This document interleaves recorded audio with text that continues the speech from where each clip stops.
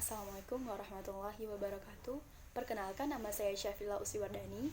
Pada kesempatan ini, saya akan menjelaskan materi mengenai perkembangan politik pada masa demokrasi terpimpin. Nah, apa sih demokrasi terpimpin itu? Demokrasi terpimpin adalah sistem demokrasi yang seluruh keputusan dan pemikiran terpusat pada pemimpin negara. Dan pada masa itu terpusat pada Presiden Soekarno. Demokrasi terpimpin pertama kali dicetuskan dalam pembukaan sidang konstituante 10 November 1956. Sedangkan menurut ketetapan MPRS nomor 8/MPRS/1965, yakni kerakyatan yang dipimpin oleh hikmat kebijaksanaan dalam permusyawaratan perwakilan yang berintikan musyawarah untuk mufakat secara gotong royong di antara semua kekuatan nasional yang progresif, revolusioner, dengan berporoskan pada Nasakom. Jadi, demokrasi terpimpin yang dikemukakan oleh Soekarno pada saat itu berdasarkan ketetapan MPRS nomor 8 tahun 1965 adalah bermuara pada terbentuknya nasionalis, agama, dan komunis sebagai ideologi bangsa. Nah, selanjutnya ada beberapa faktor Presiden Soekarno mengambil keputusan untuk melaksanakan demokrasi terpimpin. Yang pertama, faktor keamanan negara.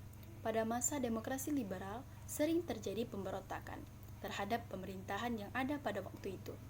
Hal ini menyebabkan kondisi keamanan tidak stabil dan cenderung mencekam.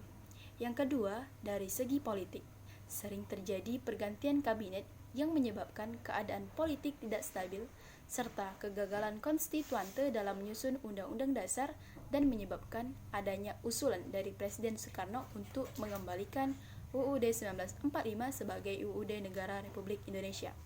Dan faktor yang ketiga, yaitu gagalnya kebijakan ekonomi yang diterapkan pada masa demokrasi liberal yang dianggap tidak berjalan dengan baik.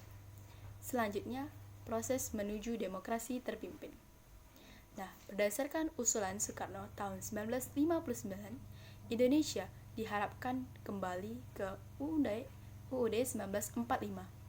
Hal ini disebabkan sampai pada tahun 1959, konstituante tidak berhasil merumuskan UUD dengan valid dan benar.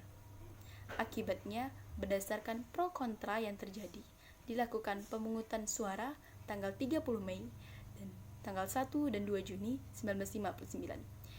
Tidak mencapai 2/3 atau berdasarkan UUD 1950, dan Presiden Soekarno mengambil kebijakan dengan mengeluarkan dekret Presiden 5 Juli 1959 yang isinya sebagai berikut. Yang pertama, memberlakukan kembali UUD 1945, yang kedua, dibubarkannya konstituante, dan yang ketiga, pembentukan MPRS dan DPAS. Kebijakan Presiden dengan mengeluarkan dekret Presiden 5 Juli 1959 merupakan awal berlakunya demokrasi terpimpin. Selanjutnya, perkembangan politik pada masa demokrasi terpimpin. Setelah keluarnya dekret Presiden pada 5 Juli 1959, maka secara konstitusional Indonesia pada masa demokrasi terpimpin, di mana kekuasaan politik pemerintahan terpusat pada Presiden Soekarno. Presiden Soekarno sebagai sentral kekuatan politik dan pemerintahan, Presiden Soekarno sebagai pemimpin besar revolusi, hadirnya militer pada kekuatan politik Indonesia, terutama TNI Angkatan Darat, tidak terlepas dari kebijakan yang dibuat oleh Presiden, yaitu membentuk kabinet kerja di mana sepertiga anggota kabinet adalah anggota atau orang-orang yang berasal dari militer. Keberhasilan militer dalam mendukung kebijakan Presiden yang ditandai dengan pembentukan pasukan Mandala 1961 dalam misi pembebasan Irian Barat. Konsep Presiden tentang Nasakom sebagai pemersatu politik di Indonesia yang dikemukakan sejak 1956 membawa angin segar bagi Partai Komunis yang waktu itu di bawah pemimpin Aidit. PKI sebagai kekuatan politik pendukung Soekarno. Pembentukan Front Nasional atau organisasi pendukung cita-cita revolusi Soekarno dan PKI hadir sebagai garda terdepan. Akibat dari kebijakan politik tersebut, muncullah persaingan antara Angkatan TNI dan PKI dalam memperebutkan kursi pemerintahan. Ditambah lagi karismatik Soekarno pada waktu itu sangat berpengaruh sehingga menimbulkan triple kekuatan politik pada tahun 1959 sampai 1960. Perkembangan politik dalam negeri, yaitu melalui manifesto politiknya, berevolusi Indonesia belum berakhir. Indonesia harus berdiri di atas kaki sendiri. Soekarno mengeluarkan berbagai kebijakan untuk mewujudkan manifesto politiknya. Yang pertama, membentuk DPR-GR. Yang kedua, membentuk MPRS dan DPAS. Yang ketiga, membentuk Front Nasional. Yang keempat, menetapkan manifesto politiknya sebagai GBHN. Yang kelima, mengangkat dirinya sebagai presiden seumur hidupnya melalui ketetapan MPRS. Yang keenam, merubah struktur organisasi militer dan menjadikannya sebagai panglima tertinggi angkatan perang sehingga pemimpin besar revolusi, sekaligus pemimpin besar revolusi. Yang ketujuh, memasyarakatkan ajaran Nasakom selain Pancasila. Selanjutnya, perkembangan politik luar negeri.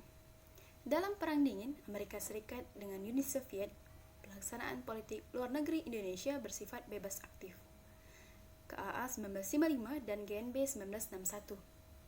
Namun, keterlibatan politik Indonesia tidak lain masalah kepentingan Indonesia di atas Papua dan konflik dengan Malaysia. Kebijakan yang diambil oleh Soekarno adalah yang pertama, politik mercusuar, yaitu mengangkat martabat Indonesia di mata internasional melalui pembangunan megaproyek tuan rumah Asian Games keempat tahun 1962. Yang kedua, politik poror, Jakarta-Peking, Jakarta-Moskow, Jakarta-Pyongyang. Dan yang ketiga, mendeklarasikan berdirinya NERO, New Emerging Force, sebagai kekuatan anti-kolonialisme dan imperialisme.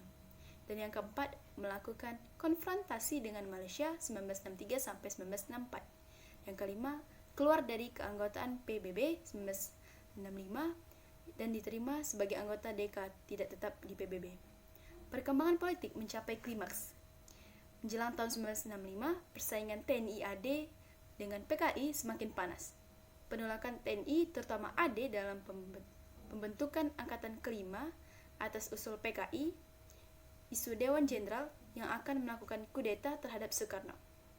Kondisi kesehatan Soekarno yang mulai menurun, serta terjadinya penculikan dan pembunuhan petinggi TNI AD 30 September 1965. Sekian penjelasan dari saya mengenai perkembangan politik pada masa demokrasi terpimpin. Lebih dan kurang mohon maaf. Wabillahi taufik wal hidayah. Wassalamualaikum warahmatullahi wabarakatuh.